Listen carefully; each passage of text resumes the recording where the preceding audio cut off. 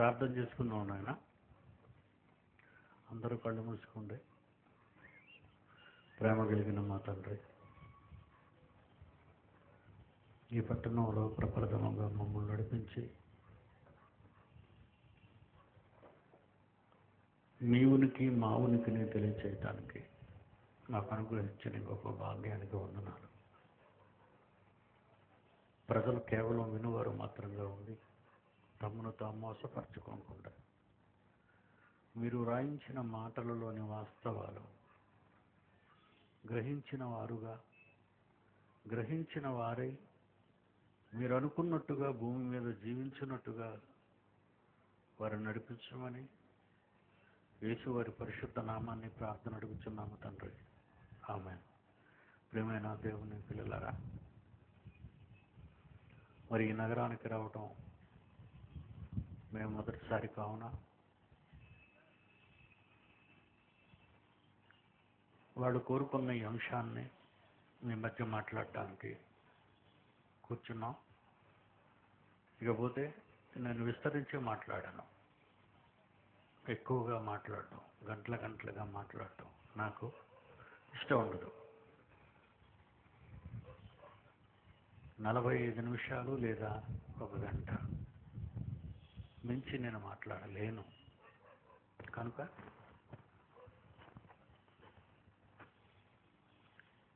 మీరు జాగ్రత్తగా కూర్చొని చెప్పే మాటల్లోని వాస్తవాలు ఎంతవరకు నిజమా కాదా, బైబిల్లో ఉన్నాయో నిజమా, ఇతర గ్రంథాల్లో ఉన్నవి నిజమా, శాస్త్రీయ గ్రంథాల్లో ఉన్నవి నిజమా, అమెరికా వాడు చెప్పింది నిజమా, ఇండియా వాడు చెప్పింది నిజమా అని ఆలోచించకుండా మీరు ఆలోచించగలవారు కనుక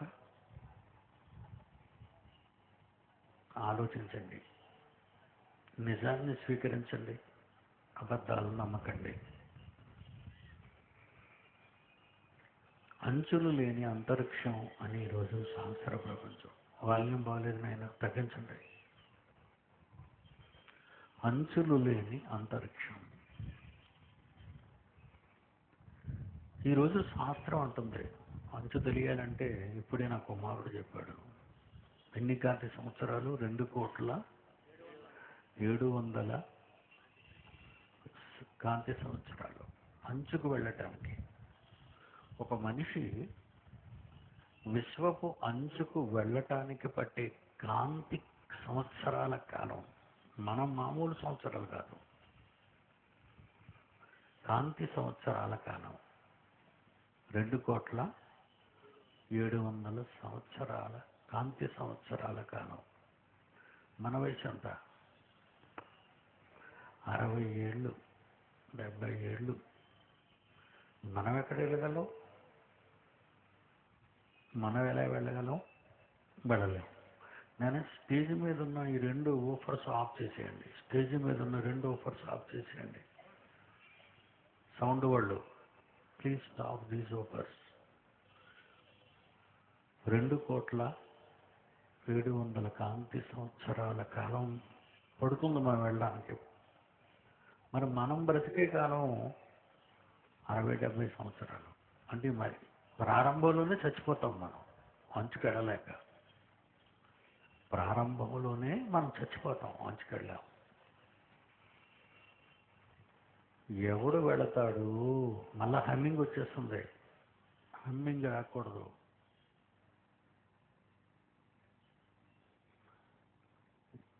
ఎవడు వెళ్ళాలి? ఎందుకు వెళ్ళాలి? అది ప్రశ్న. అంచు అవసరమా? ఆకాశం యొక్క అంచు మనిషికి అవసరమా అని నేను ప్రశ్నిస్తున్నానండి. నేను విమానం ఎక్కానండి నిన్న. 8:30 కల్లా, 8:15 కల్లా బెంగళూరు సిటీ ఎంటర్ అయిపోయింది. అరగంట నడిచిద్దండి. నెమ్మదిగా దించుకొని వచ్చాడు. 2,400 అడుగుల ఎత్తులో నుంచి విమానాన్ని. భూమి మీదకి రావాలి కదా, ఒక అర్ధగంట కాలం పట్టింది పైలట్కి.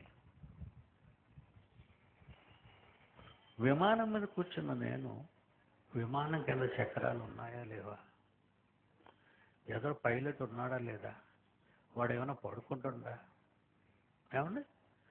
ఇంతకీ విమానంలో గ్యాసోలిన్ లేదా పెట్రోల్ ఉందా? విమానం ఇంజిన్లు ఆగిపోతాయేమో. అసలు విమానం ఎంత బరువు ఉంటుంది? ఇవన్నీ నాకు అవసరం అంటారండి? పోయే కాలమా? ఈరోజు శాస్త్రవేత్తకు విశ్వం అంచు సౌండ్ ప్రాబ్లంగా ఉంది. సౌండ్ ప్రాబ్లంగా ఉంది అక్కడ. మీరు ఎందుకు అంతమంది ఉన్నారు అక్కడ? వెనక్కి వినిపించడం లేదట, ఊఫర్స్ ఆపేసి బ్యాక్ పెట్టండి. పిల్లలకు వినబడడం లేదట వెనకాల. జాగ్రత్తగా వినండి. విమానం మీద నేను ఎక్కింది విశాఖపట్నం నుంచి బెంగళూరుకు రావడానికి. ఏమంటే చివరున్న వాళ్ళకి వినబడితే చెయ్యొద్దండి. చివరున్న వాళ్ళకి వినబడటం లేదట సౌండ్. వారు వెనకున్న వారికి సౌండ్ వినబడటం లేదు. వెనకున్న వారికి సౌండ్ వినబడటం లేదు. మా స్టేజ్ మీద ఊఫర్లు ఆపండి. స్టేజ్ మీద వద్దు, మాకు వినబడుతుంది బాగా. ఇది ఆర్కెస్ట్రా కాదు కదా నాయన. వాయిస్ క్లియర్గా వినబడాలి. వాయిస్ క్లియర్గా ఉండాలి. వాయిస్ క్లియర్గా ఉండాలి. మ్యూజిక్ బాగా వినబడాలంటాం లేదు నేను. వాయిస్ క్లియర్గా ఉండాలి. ఏనైనా చివరున్న వాళ్ళకి నా మాటలు వినబడుతున్నాయా? అస్సలు. ఏమంటే వినబడకపోతే చెయ్యొద్దండి. వినబడలేదా? చెయ్యొత్తారు. వినబడటం లేదట. వెనకాతలు ఉన్న వారికి వినబడడం లేదట.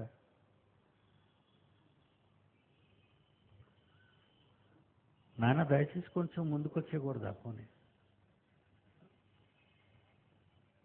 దయచేసి కొంచెం ముందుకు వచ్చేస్తే మీకు వినబడుతుంది. ఇక్కడ మంచి పాఠం అవుతుంది మీకు. నేను ప్రసంగికుడిని కాదు, పాఠాలు చెప్పే మాస్టర్ గారిని. ప్రపంచంలో ఏ మాస్టరు చెప్పని పాఠాలు చెప్పే మాస్టర్ని అంతే. కనుక గెంతడం, అల్లరి చేయటం, గడిబిడి ఉండదు. వచ్చేయండి, ఆ కుర్చీకో దండం. ఆ గ్రీన్ కార్పెట్ మీదకి వచ్చేయండి అందరూ. Very good, thank you very much. చాలా సంతోషం అండి మీరు అందరూ వచ్చేయటం. చివరిని కూర్చున్న వాళ్ళకి ఎవరైనా వినబడకపోతే దగ్గరగా వచ్చేయండి. ఆయన దగ్గరగా వచ్చాడు. మంచి పాఠం కదా. ఇవాళ పోతే మళ్ళీ ప్రాబ్లం. ముందుకు జరిగేయండి. అందరూ ముందుకు జరిగేయండి. కార్పెట్ల మీద కూర్చున్న వాళ్ళు కూడా మధ్యలో అంటే గ్యాప్లు లేకుండా ముందుకు వచ్చేయండి. ముందుకు లేచిపోయి ముందుకు వచ్చేయండి. Very good, very good, very good. రేపు సౌండ్ తాలూకా వాళ్ళు, లైటింగ్ తాలూకా వాళ్ళు ఈ ప్రసంగం అయిపోయిన తర్వాత స్టేజ్ మీదకి రండి. మీకు కొన్ని పాఠాలు చెప్పాలి నేను. ఏదో పెళ్ళిళ్ళకి జాతరలకి పెట్టినట్టు సౌండ్ పెట్టకూడదు ఇక్కడ. వెరీ గుడ్, మంచిది నాయన. Thank you very much. Please ముందుకు వచ్చేయండి. నేను వినబడను వాళ్ళు అక్కడ ఉండి బాధపడే కంటే వచ్చేయండి. ఎందుకంటే నేను తొందరగా ముగించేస్తాను, వెళ్ళిపోతురు గారు. బస్సుల గురించి ఆలోచించకండి. గుడ్. నేను ఎక్కిన విమానం నేను ఎందుకు ఎక్కానంటే టికెట్ కొనుక్కొని నేను బెంగళూరులో దిగాలి కనుక నేను విమానం ఎక్కేటప్పుడు విమానం టికెట్ ఇచ్చారు, నా టికెట్ చెక్ చేశారు, నా సీటు చూపించారు, నేను కూర్చున్నాను. విమానం లేచిపోయింది. క్షేమంగా నన్ను తీసుకొచ్చారు వాళ్ళు, స్పైస్ జెట్ వాళ్ళు. ఏమంటే నేను బెంగళూరులో దిగిపోయాను. సంతోషం. నేను ఎక్కిన విమానాన్ని ఇది ఎలా తిరుగుతుంది, ఎలాగ ఎగురుతుంది, దీని సంగతి ఏంటి, దీని సందర్భాలు ఏంటి, దీనికి తోక ఎక్కడ ఉంది, అది ఎంత ఎత్తు ఉంటుంది, దీని చక్రాలు ఎంత వెడల్పు ఉంటాయి, ఎంత స్పీడ్ మీద తిరుగుతాయి, నాకు అవసరం అండి అది. ఇంతకీ విమానాన్ని దేంతో తయారు చేశారు, ఈ శబ్దం ఎందుకు వస్తుంది, నాకు వద్దండి. నాకు అవన్నీ అనవసరం. నేను ఇక్కడ ఒక పని మీద వస్తున్నాను. ఆ పని నెరవేర్చి నేను వెళ్ళిపోతాను. మరలా విమానానికి వెళ్ళిపోవాలి. నేను వెళ్ళటానికి, నన్ను అక్కడ దించటానికే, నన్ను అక్కడి నుంచి తీసుకొచ్చి మళ్ళీ విశాఖపట్నంలో దించటానికే వాళ్ళు ఉన్నారు. వెనకాతల స్పైస్ జెట్ అంటే అది పెద్ద ఆర్గనైజేషను. ఏమండి, వాడు కోటీశ్వరులు వాళ్ళు. ఎంతోమంది పైలట్ ఆఫీసర్లు పెంచుతున్నారు, ఎంతమంది అసిస్టెంట్ పైలట్లు పెంచుతున్నారు, స్టాఫ్ను పెంచుతున్నారు. వాళ్ళు ఏరోడ్రామ్స్ అద్దెకు తీసుకుంటున్నారు. వాళ్ళు ఎన్నో కోట్ల రూపాయలు ప్రభుత్వానికి కడుతున్నారు. వాళ్ళు ఎంత డబ్బు వెచ్చించి మనల్ని క్షేమంగా తీసుకురావడానికి గవర్నమెంట్ వాళ్ళకి అనుమతి ఇచ్చింది. వాళ్ళు మనల్ని జాగ్రత్తగా తీసుకొస్తున్నారు. కనుక నేను విమానాశ్రయానికి వెళ్ళి విమానం చక్రాలు కానీ, తోక కానీ, రెక్కలు కానీ చూడడం నాకు అవసరమా? అనవసరం అండి. దాని గురించి మళ్ళా నేను ఆలోచించుకుని నా బుర్రెందుకు పాటు చేసుకోవటం? విమానం గురించి నేను ఆలోచించి నా మనసు ఎందుకు పాటు చేసుకోవటం? వద్దండి. హ్యాపీగా కూర్చున్నాం. భూమి తన చుట్టూ తాను తిరుగుతుంది, చంద్రుడు తన చుట్టూ తిప్పుకుంటుంది, ఈ రెండూ కలిసి సూర్యుని చుట్టూ తిరుగుతున్నాయి. ఇవన్నీ కూడా పాలకొంత నక్షత్రం వైపు వెళుతున్నాయి. పాలకొంత నక్షత్రం మండలం ఏమండి ఎలాగుంటుందంటే, మండలం అనగానే ఇంకా 30 కిలోమీటర్ల దూరంలో మీ బెంగళూరు ఉన్నదంటే అది ఎలా కనబడుతుందంటే, ఆకాశంలో తలతలా మెరుస్తున్న నక్షత్రం. రాత్రి గదిన దిగాను, తలతలా మెరిసిపోతుంది నక్షత్రాలతో. తెల్ల లైట్లు, ఎర్ర లైట్లు, చిన్నవి కనబడుతున్నాయి, చాలా చిన్నవి. అది ఆకాశంలో మనం కరెంటు పోయినప్పుడు మీరు పైకి చూడండి, అలాగే కనబడతాయి సిటీస్ లాగా. ఆ గెలాక్సీలు అంటారు వాటిని, పాల పొంతలు అంటారు వాటిని. మరి అలా కిందకు దిగే కొద్దీ వాడు 2,400 అడుగుల నుంచి దిగుతున్నప్పుడు అలాగ పొడవాటి రోడ్లు కనబడుతున్నాయి, పరిగెత్తే చిన్న బళ్ళు కనబడుతున్నాయి. అలాగే కిందకు వచ్చేసరికి అన్ని పెద్దవిగా కనబడుతున్నాయి. దేవుని పిల్లలారా, ఈ ఉదాహరణ నేను ఎందుకు చెప్పానంటే, ఆకాశంలో ఏముందో నీకు అంత అవసరమా? ఆకాశం అంచు నీకు అవసరమా?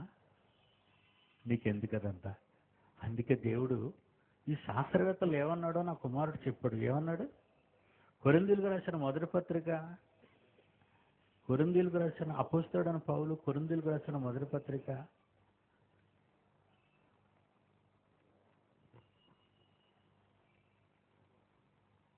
1వ అధ్యాయం 20వ వచనం.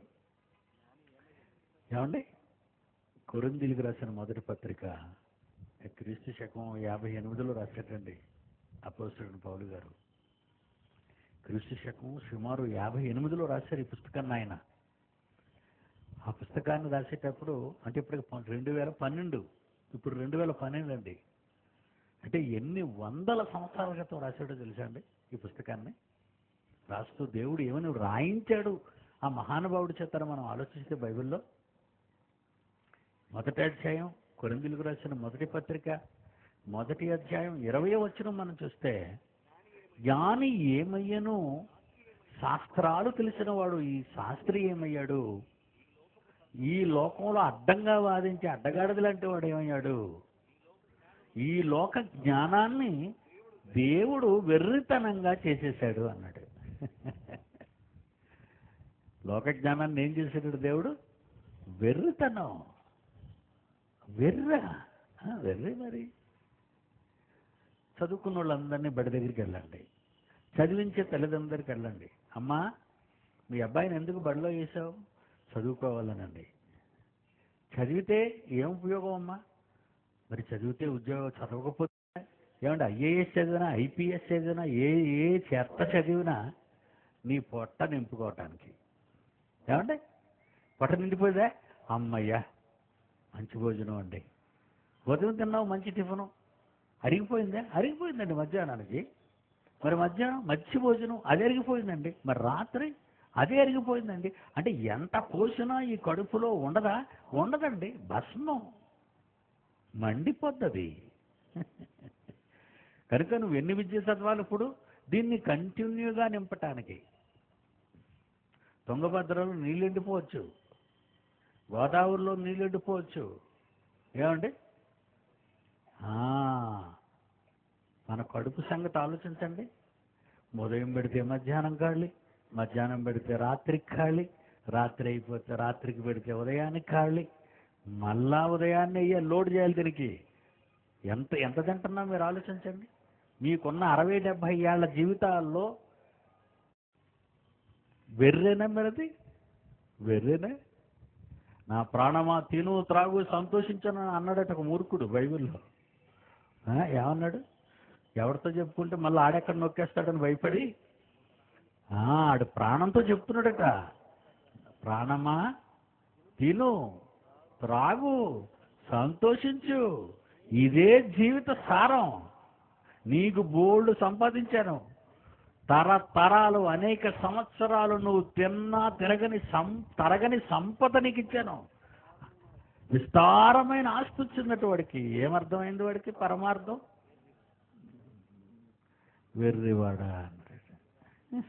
ఈ రాత్రి నీ ప్రాణాన్ని 12వ అధ్యాయం లోకాసు వార్త 12వ అధ్యాయం లోకాసు వార్త 20వ వచనం.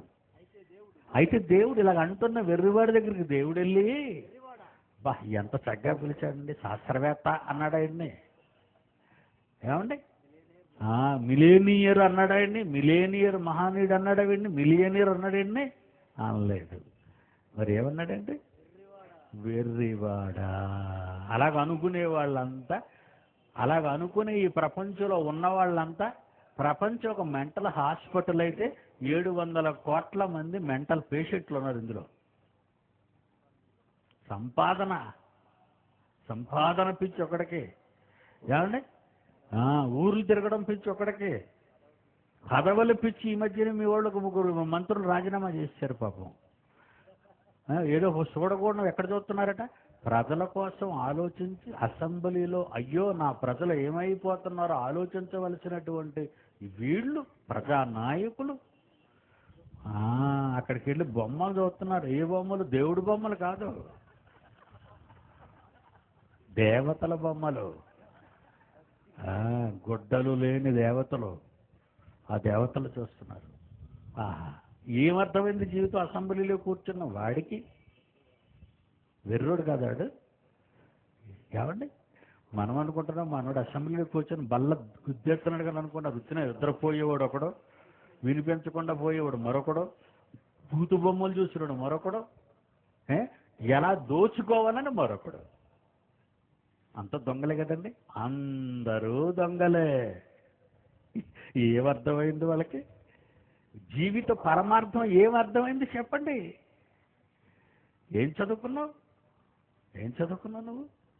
నీ చదువు నీకేమి నేర్పించింది? అందుకే మంచి పాట రాశారండి, జాన్సన్ గారు పక్కన ఉన్నారు. ఏ బడిలో చదవని జంతువు బ్రతుకుట లేదా చెప్పండి రా. మీరంటే కుక్కకి స్నానం చేయించి బొచ్చుకొక్క కనుక ఏదో పెడతామని గొలిసేసారు, గేటికి కట్టారు. ఊరి మీద కుక్కలు బాగా చక్కగా ఉన్నాయండి, బాగా తిరుగుతున్నాయి హ్యాపీగా. మనకు స్వాతంత్రం రాకపోయినా వాటికి స్వాతంత్రం వచ్చినట్టు తిరుగుతున్నాయి రోడ్ల మీద ప్రశాంతంగా. అర్ధరాత్రి ఒంటి మీద గుడ్డల్లా కూడా తిరిగేవయ్యేవండి జంతువులు. అర్ధరాత్రి గాంధీ కలల కన్నా లోకం ఏంటో తెలుసా? గాంధీ కలల కన్నా భారతదేశం ఏంటో తెలుసా? అర్ధరాత్రి ఆడది ఒంటరిగా నడిచినప్పుడు ఏ హాని కలగకుండా పురుషుని వాళ్ళు ఉంటే అదే నిజమైన స్వాతంత్ర్యం అన్నాడు. అది కుక్కలకు వచ్చిందండి.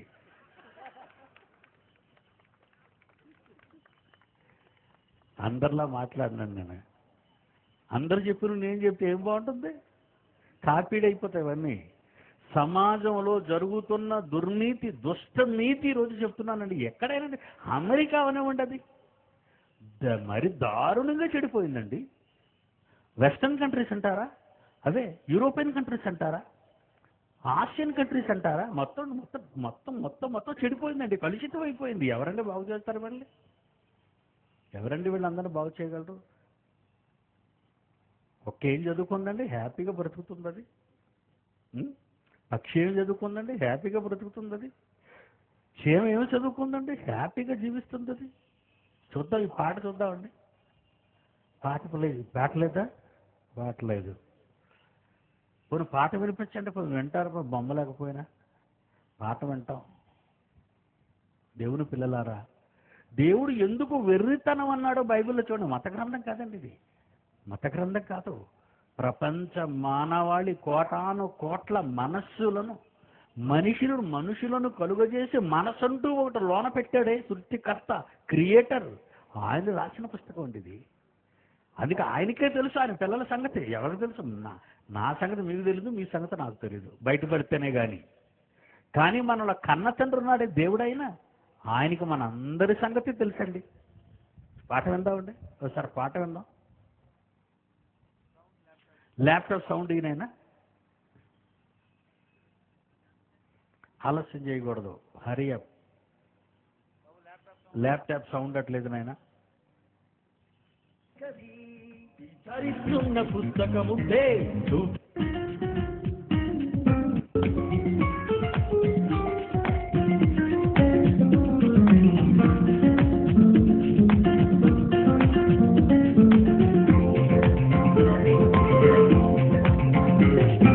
బ్రతకాలంటే బడిలో చదువుట కాదురా, ఏ బడిలో చదవని జంతువు బ్రతుకుట లేదురా. పుస్తకం చదువలేదురా, ఉద్యోగమే చేయలేదురా. మీకోసం బ్రతకాలని బ్రతుకెందుకో తనకు తెలుసురా. బ్రతకాలంటే బడిలో చదువుట కాదురా, ఏ బడిలో చదవని జంతువు బ్రతుకుట లేదురా. పుస్తకం చదువలేదురా, ఉద్యోగమే చేయలేదురా. నీకోసం బ్రతకాలని బ్రతుకెందుకో తనకు తెలుసురా. భూమి మీద ఉన్నవి అన్నీ నీకని తెలుసది, నీవు బ్రతకాలి దేవుని కొరకని తెలుసా నీకిది. ఏ పాఠశాలలో చెప్పని దేవుని పాఠం నీకిది. మీరెవరైనా కానీ ఈ లోకానికే ఎందుకొచ్చావు అది తెలుసునా. చదివెంతున్నా గాని నీ జన్మెందుకో దాని పరమాత్మమే తెలుసునా.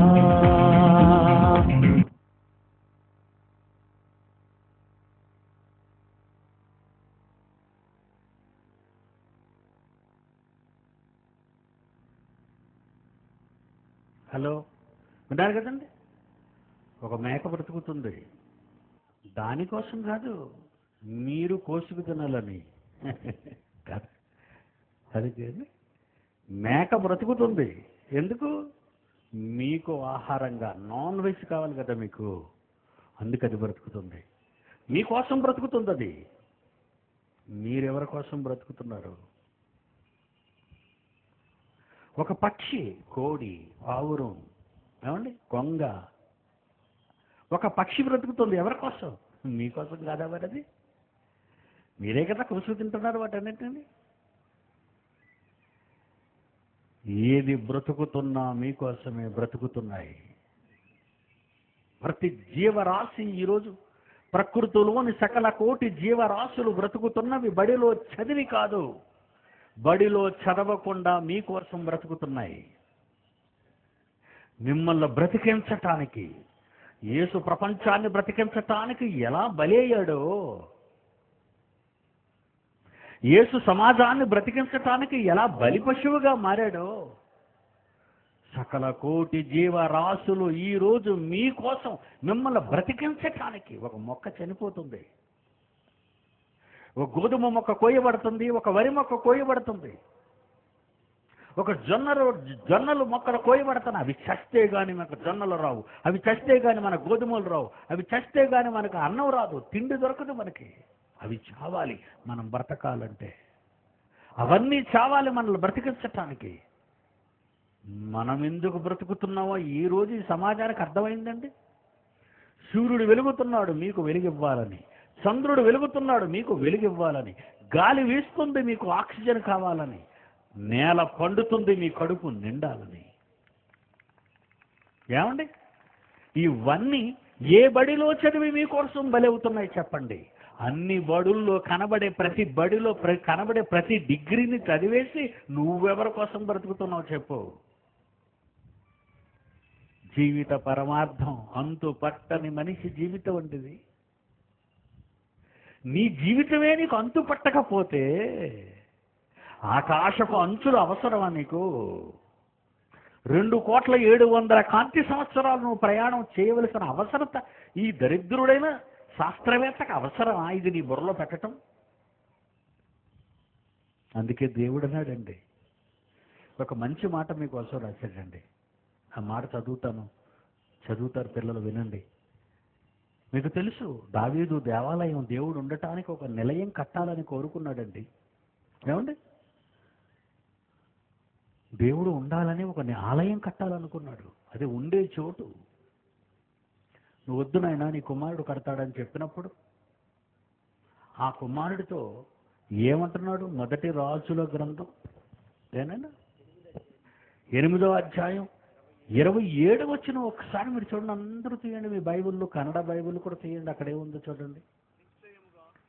మొదటి రాజుల గ్రంథము 8వ అధ్యాయము 27 వచనం. నిశ్చయముగా దేవుడు లోకమందు నివాసము చేయడు. ఆయన అసలు ఉండకండి, భరించి ఎందుకండి మా దగ్గర ఉండరా, మేము మంచోళం కాదని మా దగ్గర ఉండరా అని మీరు అనుకోకండి. ఆకాశము మహాకాశాలే ఆయన వస్తే సరిపోవట. చూడండి, ఏమన్నా మీ బైబిల్లో ఏముందో చదవండి. ఆకాశ మహాకాశాలు, ఈ ఆకాశం గురించి తన్నుకుంటున్నారు శాస్త్రవేత్తలు. ఇప్పుడు ప్రస్తుతం కనబడే ఆకాశపు అంచుల కోసం ఆలోచిస్తున్నారు ఈరోజు శాస్త్రవేత్తలు.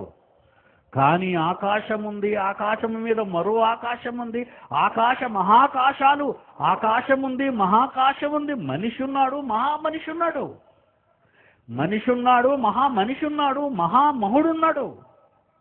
కనబడుతున్న ఈ ఆకాశం నువ్వు చూడాలనుకుంటున్నావు, అంచులు కావాలనుకుంటున్నావా? తెలివి తక్కువవాడా? కానీ అంతు పట్టని జీవితం ఎంత ఉందో, అటు నీ జ్ఞానం లేదు, ఇటు నీ జ్ఞానం లేదు. కనబడే కళ్ళెత్తి చూసి ఆకాశం గురించి నీకు జ్ఞానం లేదు, బ్రతుకుతున్న నీ జీవితం మీద నీకు అవగాహన లేదు. ఆలోచించండి మీరు, ఏం ఆలోచిస్తున్నారు? ఎక్కడికి పోతుంది ఈ వ్యవస్థ, ఈ నర వ్యవస్థ, ఈ మానవ వ్యవస్థ ఎటుపోతుంది మీరు ఆలోచించండి. దేనికి దోపిడీలు, దేనికి దొంగతనాలు, దేనికి స్వార్థాలు, దేనికి వ్యక్తులను రేపు చేయాలి, దేనికి ఈ ఘోరాలు, ఈ నేరాలు, ఈ ప్రాంతీయ తత్వాలు, కులమత భేదాలు? చెప్పండి, నరజాతి మధ్య ఎందుకు ఇదంతా? పులులను చంపుకోవు, సింహాలను చంపుకోవు, కాకులను చంపుకోవు, జంతువులను చంపుకో. ఏ జాతి జంతువు ఆ జాతిని చంపుకోలేనప్పుడు ఐకమత్యంగా గుంపులుగా ఆకాశ పక్షులన్నీ ఒక తెగకు చెందినవి ఎగిరిపోతుంటే కళ్ళతో చూస్తున్నావే. 700 కోట్ల మంది ఉన్న ఈ భూభాగం మీద 700 కోట్ల మంది మనుషులు ఎందుకు చంపుకుంటున్నారు మీరు చెప్పండి? ఒకరినొకరు ఎందుకు దోచుకుంటున్నారు? దేవుని జ్ఞానము లోపించింది. ఆలోచించవలసిన దాని మీద మనసు పెట్టలేదు, అనవసరమైన వాటి మీద మనసు పారేసుకున్నాడు. లక్షల రూపాయలు కట్టి మురికి జ్ఞానాన్ని, మట్టి జ్ఞానాన్ని, పిచ్చి జ్ఞానాన్ని ఈరోజు మనిషి చదువుకుంటున్నాడండి. అందుకేనండి ఈ వ్యవస్థ చెడిపోతుంది. ఎంతమంది మంత్రులు వచ్చినా, ఎంతమంది గాంధీలు పుట్టినా, ఎంతమంది మావోలు పుట్టినా, ఎంతమంది అమెరికాకి స్వాతంత్రం తెచ్చినా, అబ్రహాం లింకన్లు పుట్టినా ఈ సమాజం ఈ వ్యవస్థను మార్చలేదండి. ప్రారంభం తెలిస్తే కదా. నీకున్న రోగం ప్రతి దానికి వచ్చేది మొదట జ్వరం. అది క్యాన్సర్ కావచ్చు, అది ఎయిడ్స్ కావచ్చు, అది మరొకటి కావచ్చు, నీ కిడ్నీస్ ఫెయిల్యూర్ కావచ్చు, నీ గుండె పని చేయకపోవచ్చు, నీ ఊపిరితిత్తులు చెడిపోవచ్చు. ముందు వచ్చేది శరీరం మీదకి ఫీవర్, జ్వరం. ఆ జ్వరాన్ని చూసిన డాక్టరు ఎందుకు జ్వరం వచ్చిందని పారాసెటమాల్ రాసి పంపించేయకూడదు, ఒక యాంటీబయాటిక్ రాసి పంపించేయకూడదు. ఈ జ్వరం ఎందుకు వచ్చిందో స్కాన్ చేయగలగాలి. ఒక మాట చెప్తానండి, మీరు ఆశ్చర్యపోతారు. మా చిన్నతనంలో కంటే ఇప్పుడండి ఎక్కడ చూసినా దేవాలయాలేనండి, గుడులు తెలుసు కదా మీకు. నా చిన్నతనం కంటే ఇప్పుడు ఎక్కడ చూడండి దేవాలయాలు, గుడులు అండి, పుణ్యక్షేత్రాలు. ఇప్పుడు ఎన్ని పుణ్యక్షేత్రాలు ఉన్నాయి చెప్పండి? ఎన్ని ఉన్నాయి? క్రైస్తవులకి ఎన్ని దేవాలయాలు ఉన్నాయి? ఈరోజు బాబు నన్ను కారులో తీసుకొస్తూ చాలా మంచి సంగతులు చెప్తున్నాడండి బాబు. ఇదొక చర్చ్ అండి, ఇదొక చర్చ్ అండి, ఇదొక చర్చ్ అండి, ఇదొక చర్చ్ అండి, వెరీ గుడ్. ఇదొక మంచి దేవాలయం అండి, ఇదొక హిందూ మందిరం అండి, ఇదొక మసీద్ అండి, ఇస్లాం సోదరులకు ఇదొక మసీద్ అండి, అదొక మసీద్ అండి, ఇదొక మసీదు. ఎన్ని మసీదులు వెలిసినా, ఎన్ని దేవాలయాలు వచ్చినా, ఎన్ని మందిరాలు పుట్టినా, పోలీస్ స్టేషన్ దగ్గరికి వెళ్ళి అడగండి, ఏమంటే ఇన్ని చర్చలు వచ్చాయి కదా, క్రైస్తవుల్లో కొట్లాట్లేవన్నా మీ స్టేషన్లో ఉంటే అయ్యే ఎక్కువ అంటాడు. ఏమండి ఇన్ని హిందూ దేవాలయాలు ఉన్నాయి కదా, భక్తులు ఎక్కువైపోతున్నారు పుణ్యక్షేత్రాలలో, మరి పోలీసుల స్టేషన్లో మరి కేసులు ఉన్నాయంటే అన్నీ అవే అంటాడు. ఏమండి భక్తి పారవశ్యం చెందినప్పుడు, భక్తి అనేది మనిషిలో పెరిగినప్పుడు నేరాలు సంఖ్య తగ్గాలి. తగ్గిందో లేదో మీరు చెప్పండి. నేనేం కథ చెప్పటం లేదు కదా. పెరిగిపోతున్నాయండి, పెరిగిపోతున్నాయి. అంటే వీళ్ళలో ఉన్నది భక్తి కాదు, వీళ్ళలో ఉన్నది భక్తి కాదు, భక్తిలో ముసుగు. భక్తి ముసుగులో ఎన్నో ఘోరాలు. దేవుడు పేరు చెప్పి ఎన్నో యుద్ధాలు. మీకు తెలుసు, నేను చెప్పనవసరం లేదు. దేవుడు పేరు చెప్పి ఎంతో మారణకాండ ఎందుకు జరుగుతుందో చెప్పండి. జీవిత పరమార్థం మనిషికి అర్థం కాలేదు. ఏ బడిలో పాఠాలుగా ఏ పంతులు చెప్పలేదు. ఆకాశము, మహాకాశము, మహాకాశములు అంటున్నాడే, ఆకాశ మహాకాశాలు పట్టజాలవట ఆయనకి అని భూమి గురించి ఏమన్నాడు? భూమి గురించి ఏమంటున్నాడు? భూమి మీద కట్టిన దేవాలయం గురించి, యెరూషలేములో కట్టబోరు బంగారు దేవాలయం గురించి దేవుడు ఏమంటున్నాడు చూడండి బైబిల్లో. ఏమండి? మొదటి రాజులు 8వ అధ్యాయము, మీరు కట్టించిన ఈ మందిరము ఎలాగు పట్టును అంటే అర్థం ఏంటి? మీ తండ్రి, అవర్ డాడీ, మీ డాడీ, నా డాడీ, ఆయన ఎవరో తెలుసా? ఆయనే మన తండ్రి, గాడ్, క్రియేటర్, సృష్టికర్త. ఆయనే సృష్టికర్త. ఆయన ఎవరో కాదు. నువ్వు మాట్లాడను కానీ ఎవరో మంత్రి కాదు. నువ్వు మాట్లాడరు కానీ ఎవరో మినిస్టర్, ఎవరో ఎమ్మెల్యే, ఎంపీ కాదు. ఆయన నా తండ్రి. అందుకే ఏమన్నా ప్రార్థన చేయమన్నాడు యేసు ప్రభు? అపోస్తలులను ఏమన్నా, శిష్యులను ఏమన్నా ప్రార్థన చేయమన్నాడు? పరలోకమందున్న మా తండ్రి అనమన్నాడు. నీ తండ్రి నా తండ్రికి, నీ తండ్రికి నా తండ్రికి ఆకాశ మహాకాశాలే పట్టజాలకపోతే ఆ తండ్రి పిల్లలైన మీరు ఈ చిన్న భూమి మీద, ఇసుక రేణువు లాంటి ఈ నేల మీద ఏం ఆశలతో ఉన్నారర్రా మీరంతా? మన తండ్రి ఎవరండి? నెహ్రూ గారేమో అక్కడ చదువుకున్నాడండి, ఆక్స్ఫర్డ్ యూనివర్సిటీలో చదువుకున్నాడు. అదే మన భారత తొలి ప్రధాని జవహర్ లాల్ నెహ్రూ. ఆయన ఆక్స్ఫర్డ్ యూనివర్సిటీలో చదువుకునేవాడు. చదువుకునే రోజుల్లో ప్రపంచంలో ఉన్న గొప్ప గొప్ప పిల్లలు, ధనవంతుల పిల్లలందరూ అందులో చదువుకునేవారు. అక్కడ ఒక గేమ్, యాన్యువల్ గేమ్ అవుతుండేది. ఏటా గేమ్ అంటే, ఏ తండ్రికి ఎన్ని కోట్ల రూపాయలు ఉంటే అన్ని గంటల కొట్టమంది ఆక్స్ఫర్డ్ యూనివర్సిటీలో. ఆ రోజు పెద్ద డిబేట్ అనమాట అది. ఒక కోటి ఉందనుకో, టాంగ్ మన కొట్టాలంటే బాబే లాన్ ఒక కోటి ఉందన్నమాట. అటు జర్మనీలో ఉన్నా, అమెరికాలో ఉన్నా, ఇటలీలో ఉన్నా, ఇండియాలో ఉన్నా, శ్రీలంకలో ఉన్నా, పాకిస్తాన్లో ఉన్నా. నెహ్రూ తండ్రికి మోతీలాల్కి టెలిఫోన్ చేశాడు, డాడీ మాకు ఇక్కడ ఈ రకమైనటువంటిది జరుగుతుంది, ఇక్కడ గేమ్ అది, నన్ను ఎన్ని గంటలు కొట్టమంటావు, మరి నీ దగ్గర ఎంత డబ్బు ఉందో నాకు తెలియదు కదా అని జవహర్ లాల్ మోతీలాల్ని అడుగుతున్నాడు తండ్రిని. తండ్రి నన్ను ఎన్ని గంటలు కొట్టమంటావు అని అడిగితే, నీ చెయ్యి పీకినంత వరకు కొట్టరా అన్నాడట మోతీలాల్. ఎంత డబ్బండి వాళ్ళది, ఎంత డబ్బండి, ఎంత సంపద. నెలకొకసారి షిప్ మీద ఆ బట్టలు ఇంగ్లాండ్ దేశానికి వెళ్ళేవాడు ఉతకటానికి, చాకిరేవు. అంత కోటీశ్వరుడు జవహర్ లాల్ నెహ్రూయే తన తండ్రి మోతీలాల్ కోటీశ్వరుడిని ప్రకటించినప్పుడు, ఒక సృష్టికర్త కుమారుడినని, కుమార్తెనని చెప్పుకునే నీవు అల్పకాలము ఈ పాప భోగాలకు ఆశపడి బ్రతుకుతున్నావంటే ఎంత సిగ్గుకరం అది. ఆయన ఏమంటున్నాడు? ఆకాశ మహాకాశాలు పట్టజాలవు నన్ను. మన తండ్రిని బొమ్మను చేసేటట ఎవరు? మన అబ్బ ఎవరు? ప్రారంభపు అబ్బ, తండ్రి, డాడ్ ఆదాం కదండి. ఆదామనే ముందు బొమ్మను చేసేటట ఆయన. బొమ్మను చేసి ఏమన్నాడు తెలుసా? ఆదాము లేచిపో అన్నాడా? అనలేదు. చెట్లు కలుగుగాక, జంతువులు కలుగుగాక, ఆకాశము కలుగుగాక, సూర్యచంద్ర నక్షత్రములు కలుగుగాక అని మాటతో మహావిశ్వాన్ని కలిగించిన మన తండ్రి ఆదాము లేచుగాక అని మాత్రం అనలేదండి. లేచుగాక అంటే కొడుకు ఎలాగవుతాడు? కంటేనే కొడుకు అవుతాడు. తెలుసా మీకు? కంటేనే కొడుకు. అందుకే ఏం చేశాడంటే, ఆదికాండం 2వ అధ్యాయం 7వ వచనం చూడండి, ఏం చేశాడు అక్కడ కనబడుతుంది మీకు. ఆదికాండం 2వ అధ్యాయం 7వ వచనం చూడండి. దేవుడైన నీ తండ్రి అయిన క్రియేటర్, దేవుడు సృష్టికర్త, నేలమంటితో మానవ ఆకారాన్ని 2 కాళ్ళు ఉండాలి, 2 చేతులు ఉండాలి, ఒక ముక్కు ఉండాలి, ఆ ముక్కుకు 2 రంధ్రాలు ఉండాలి, ఏమంటే 2 చెవులు ఉండాలని మీ అమ్మ నాన్నతో మీరు అడిగి కనబడ్డారా? మీరు చెప్పండి ఎవరైనా. నేను మా అమ్మ దగ్గరికి వెళ్ళమ్మా, నాకు 2 చెవులు ఉండాలి, ఒక చెవుగా ఇచ్చేసారు, జాగ్రత్త, నువ్వు డాడీ జాగ్రత్తగా ఆలోచించు, నన్ను నిర్మించండి అని చెప్పారా మీరు ఎవరైనా? ఈ ఆకారాన్ని మనకిచ్చింది ఎవరో కాదర్రా, నీ తండ్రి, నా తండ్రి, మన తండ్రి. నీకు 2 కాళ్ళు కావాలని ఆయన అనుకున్నాడు కనుక నీకు కాళ్ళు వచ్చాయి. 2 చెవులు కావాలని ఆయన అనుకున్నాడు కనుక నీకు చెవులు వచ్చాయి. 2 చేతులు ఉండాలని ఆయన అనుకున్నాడు కనుక ఆయన చేశాడు మట్టితో నీకు.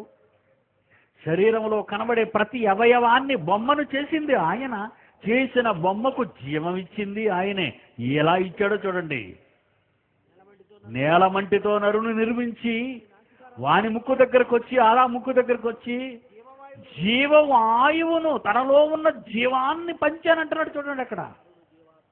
అప్పుడు నరుడు జీవాత్మయ్యాడు. జీవాత్మ నరుడు. మనిషి పరమార్థం, మనిషి జీవిత అర్థం మనిషికి తెలియదర్రా. ఏమన్నది టైటిల్లో? ఏముంది? అంచులు లేని అంతరిక్షం, అంతు పట్టని మనిషి జీవితం. ఏ పాఠ్య పుస్తకాలలో లేదు, బైబిల్లో తప్ప. బైబిల్లో తప్ప. తన రూపాన్ని ఇచ్చాడు దేవుడు. ఆత్మరూపం, అది శరీరం కాదు. ఈ బొమ్మను మట్టితో చేశాడు మీకు. ఈ కనబడుతున్న కుర్చీల మీద, ఈ గ్రీన్ కార్పెట్ల మీద, ఆ కార్ల మీద తిరుగుతున్న ఈ బొమ్మలన్నీ మట్టితో చేయబడిన బొమ్మలివి. మొదటి బొమ్మ ఆది తండ్రి అయిన ఆదామును బొమ్మను చేసి ఆ బొమ్మలో తనలో ఉన్న జీవాన్ని పోసినట్టుగా ఉంది చూడండి. ఏ ఆకాశ మహాకాశాలు పట్టని ఆ జీవం, నీ కన్న తండ్రి జీవం, ఆకాశ మహాకాశాలు పట్టజాలని రూపం, అదే ఈ శరీరములో ఉన్న ఆత్మ రూపం. ఎవరనుకుంటున్నారు మీరు? రెత్తుకిని ఎవరనుకుంటున్నారు? ఏదోనండి, బతుకు గడవక కడుపు చేత పట్టుకుని బెంగళూరు వచ్చి కూలీనాలి చేసి బతుకుతున్నావు అనుకుంటున్నావా నువ్వు? తప్పు, ఆ మాట తప్పు. ఒక మహాలోకం నుంచి నీ కొరకు నిర్మించి నీ మహావిశ్వంలోని ఒక చిన్ని భూమండలాన్ని తయారు చేశాడు. ఆ మండలంలో నిన్నుంచాలని, ఆరిన నేల మీద నిన్ను బ్రతికించాలని, అలా బ్రతికిన నీవు తన కొరకే బ్రతకాలని ఈ జీవితాన్ని దేవుడు నీకు ప్రసాదించాడు. యేసు ఏమంటున్నాడో చూడండి ఒకసారి. యేసు ప్రభు ఏమంటున్నాడో, ఆ శరీరంతో వచ్చి ఏమంటున్నాడో ఒకసారి మీరు చూడండి. హెబ్రీయులకు రాసిన పత్రిక 5వ అధ్యాయము 10వ అధ్యాయము 5వ వచనము 7వ వచనం చూడండి ప్రియులారా. అపోస్తలుడైన పౌలు హెబ్రీయులకు రాసిన పత్రిక 10వ అధ్యాయము 7వ వచనం. అప్పుడు యేసు గ్రంథపు చుట్టలో ఆయన గూర్చి వ్రాయబడిన ప్రకారము, దేవా నీ చిత్తము నెరవేర్చుటకు ఇదిగో నేను భూమి మీదకి వచ్చాను. నీ ఇష్టము నెరవేర్చడానికి వచ్చానే గాని నా ఇష్టాన్ని నెరవేర్చుకోవడానికి రాలేదు. 5వ వచనంలో ఏమంటున్నాడు? ఆయన యేసుక్రీస్తు మనవలే కన్య మరియ గర్భం గుండా ఈ మట్టి దేహాన్ని పెట్టుకొని ఎందుకు వచ్చి ఏమంటున్నాడో చూడండి. ఈ లోకమందు ప్రవేశించినప్పుడు ఇలాగూ చెప్పుచున్నాడు, బలియు అర్పణయు నువ్వు కోరలేదు గాని తండ్రి, నాకొక శరీరమును అమర్చితివి. ఆదాముకు అమర్చిన శరీరమే నీకు అమర్చాడు. ఒక శరీరాన్ని నీకు అమర్చాడు. అమర్చింది ఏమైపోద్ది? ఈ 13వ తారీఖు కోసం లైట్లు అమర్చారు, సౌండ్ అమర్చారు, స్టేజ్ అమర్చారు. 18వ తారీఖు వచ్చి చూడండి, ఇక్కడ లైట్లు ఉండవు, స్తంభాలు ఉండవు, స్టేజ్ ఉండదు. ఈ 5 రోజుల సభల కొరకు అమర్చబడినవి. నీ 60 ఏళ్ల జీవితం కోసం అమర్చాడు తండ్రి నీకు ఈ శరీరాన్ని. నువ్వేం చేస్తావు? అర్థం ముందు నిలబడి ఎంత అందంగా ఉన్నానని పొంగిపోతావు. ఇని మేకప్ చూసి పొంగిపోతావు. మా ఆయన్ని ఎలాగైనా ఆకర్షించుకోవాలని నువ్వు అనుకుంటావు. నిన్ను ఎలాగైనా బుట్టలో పెట్టాలని ఆయన అనుకుంటాడు. ఇదేనా మీ జీవితం? మీ రూపాన్ని చూసి మీరు అలాగే అనుకుంటున్నారా? కాదర్రా. ఈ నోరిచ్చింది నీకు ఆయన గురించి మాట్లాడడానికి, ఈ మెదడు పెట్టింది నీకు ఆయన గురించి ఆలోచించటానికి, ఈ చేతులు ఇచ్చింది చేయటానికి, కాళ్ళు ఇచ్చింది నడవటానికి.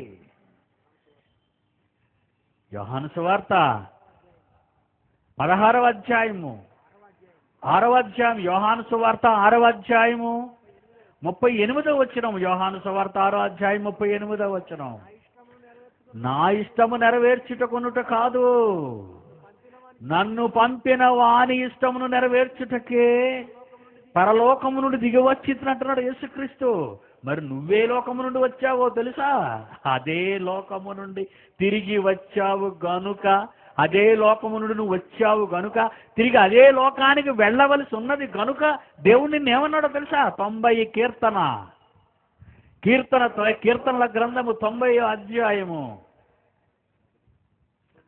3వ వచనం. నరులారా మనుషులను మంటికి మార్చుచున్నావు, నరులారా తిరిగి రండి, కమాన్ మై చిల్డ్రన్, రండి రండి నా పిల్లలారా, అమ్మ రా వచ్చాయి, నాన్న వచ్చాయి. ఇది ఇక్కడ ఉండిపోయి సెటిల్ అయిపోదామని కర్ణాటకలో, బెంగళూరులో ఎవరు ఉంచుతారు నిన్ను? ఒకసారి నీలో ఆయన ప్రవేశపెట్టిన ఆత్మ ఒక్కసారి పగిలిపోయి బయటికి పోయిందో, ఆకాశ మహాకాశాలు పట్టజాలని అదే ఆత్మ భూమి మీద ఉండడానికి భూమి సరిపోదు గనుకనే అది వెళ్ళిపోతుంది ఎవరికి కనబడకుండా. నీకున్న కన్నులు చిన్నవి 2, ఆ 2 కన్నులకి ఆకాశ మహాకాశాలు పట్టజాలని ఆత్మ నువ్వు చూడగలవా? అందుకే సచ్చినులు ఎవరికి కనబడరా. ఇక్కడే తిరుగుతున్నాడు ఉత్తనే అబద్ధికులు వాళ్ళందా. ఆడెక్కడ తిరుగుతాడు? తిరిగే ఛాన్స్ లేదు జీవితంలో. దేవుని పిల్లలారా ఆలోచించండి. రాత్రి అర్థం కాని అంతరిక్షం గురించి ఆలోచనలోకి వెళ్ళిపోయిన మనిషి తన జీవితంలో ఉన్న పరమార్థం గురించి ఆలోచించలేని దశలో ఉన్నాడు. అంతు పట్టక, ఏ పాఠాలలో లేక. కానీ దేవుడు రాసి ఇచ్చిన 66 పుస్తకాలలోని మహాజ్ఞానాన్ని నీ చేతికిచ్చాడే, ఏ రోజైనా దాన్ని పరీక్షిస్తున్నావా నువ్వు? నీ బడిలో పాఠాలు చదువుకుంటావే, నీ మెనూ చదువుకుంటావే, ఒక హోటల్కి వెళ్తే మెనూ చదువుకుంటావే, ఒక బట్టలు కొంటే చీరలన్నీ మొత్తం బయట పడేస్తావే ఎంపిక చేయటానికి. 66 పుస్తకాలతో ఉన్న మహావిజ్ఞానపు గని గ్రంథమైన ఈ దేవుడిచ్చిన ఈ వాక్యాన్ని నీ చేతిలో పెడితే ఎప్పుడు చదువుతున్నావు చెప్పు? చదవనంత కాలం అంతు పట్టది లోకం, చదవనంత కాలం అర్థం కాదు నీ జీవితం. ఓకేనా? ఎక్కువైపోయింది రాత్రి. రేపు మళ్ళీ మాట్లాడుకుందాం. కళ్ళు మూసుకోండి, ప్రార్థన చేస్తాను. మీరు క్షేమంగా ఇంటికి వెళ్ళిపోవాలి, బస్సులు దొరకాలని. కళ్ళు మూసుకోండి. ప్రేమ కలిగిన మా తండ్రి, మీ పిల్లల కోసం మీ మాటలు చెబుతున్నాను తండ్రి. అమాయకులు నాయన వాళ్ళు, నీ జ్ఞానం తెలియక అల్లాడిపోతున్నారు నాయన. అందుకే మమ్మల్ని ఇక్కడ తీసుకుని వచ్చావని మేము నమ్ముతున్నాం. వినేది నిష్ఫలం కాకూడదు. మీ నోట నుండి వచ్చే మాట నిష్ప్రయోజనముగా తిరిగి రాకూడదు. అది ఫలము తీసుకొని రావాలని ఇదిగో విన్న మీ పిల్లల్ని దీవించండి, క్షేమంగా వారి గృహాలకు చేర్చండి. రేపటి దినములు తిరిగి మేమంతా కూర్చొని మరలా అంతు పట్టనే మా జీవితం, అంచులు లేని ఈ ప్రపంచాన్ని విశ్వం గురించి నేర్పుకుంటూ అనేక సంగతులు తెలుసుకున్నటకు మాకు అవకాశం ఇమ్మని ప్రార్థిస్తూ ఈ ప్రార్థన మా ప్రభువు మా రక్షకుడైన యేసు వారి పవిత్ర నామాన్ని ప్రార్థన అడుగుచున్నాము తండ్రి. ఆమేన్. మన తండ్రి అయిన దేవుని ప్రేమ, కుమారుడైన యేసుక్రీస్తు వారి కృప, పరిశుద్ధాత్మ దేవుని అన్యోన్య సహవాసం సదాకాలం మనందరికీ తోడై నడిపించునుగాక. ఆమేన్.